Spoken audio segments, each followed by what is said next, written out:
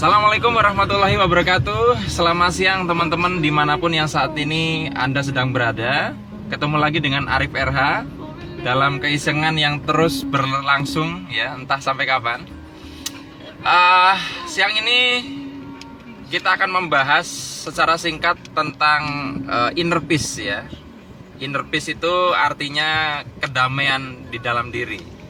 Kalau Anda mengikuti rekaman suara saya atau artikel saya di website, di situ Anda menemukan tabel vibrasi yang dibahas oleh David R. Hawkins. Di sana Anda menemukan satu penjelasan bahwa kedamaian di dalam diri atau inner peace berada di level nomor 2 paling atas, yaitu dengan kalibrasi energi 600.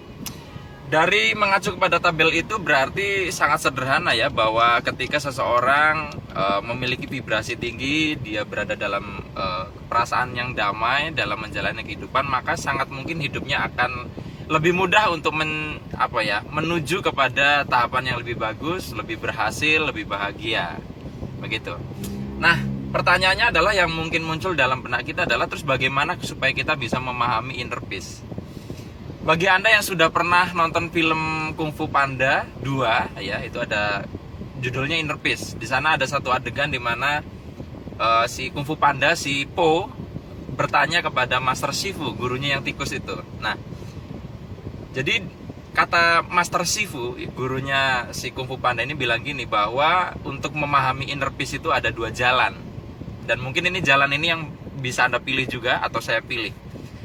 Jalan yang pertama adalah Anda harus berlatih meditasi selama beberapa tahun. Ya, jadi Anda harus disiplin melakukan meditasi selama beberapa tahun. Ya, pertanyaannya sanggup tidak itu. Yang kedua, ada jalan yang lebih pendek, kata Master Shifu, lebih ringkas, lebih pendek dibandingkan cara pertama, yaitu apa? Menyelami makna penderitaan. Nah, jadi sebenarnya ketika dalam hidup kita mengalami penderitaan, itu adalah bagian dari proses meditasi, bahkan lebih ringkas, dengan catatan kita mampu menyelam ke esensi penderitaan itu dan menemukan hikmah di balik itu. Makanya Anda bisa melihat kenapa banyak orang berhasil dalam hidupnya, itu masa lalunya seringnya nggak enak, sehingga mungkin sering ada satu ketakutan, apakah kalau mau berhasil harus hidupnya menderita dulu? Tidak seperti itu sebenarnya, karena saya juga punya banyak data orang-orang yang menderita dan tidak juga berhasil ya. Artinya hidupnya gitu aja.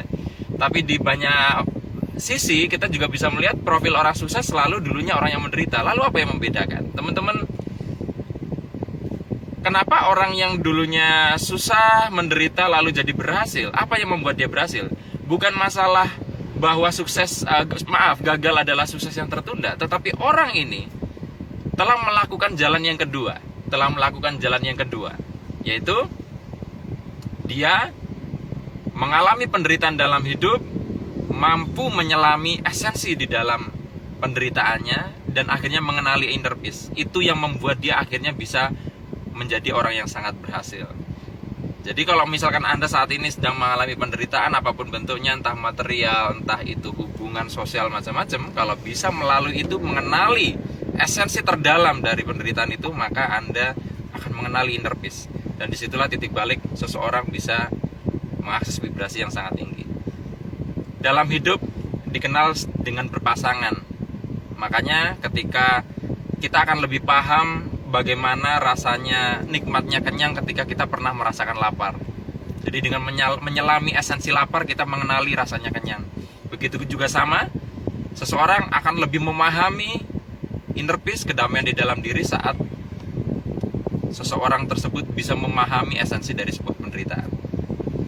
Jadi silakan Anda pilih, Anda mau berlatih meditasi selama belasan tahun mungkin, atau Anda menyelami makna dari penderitaan.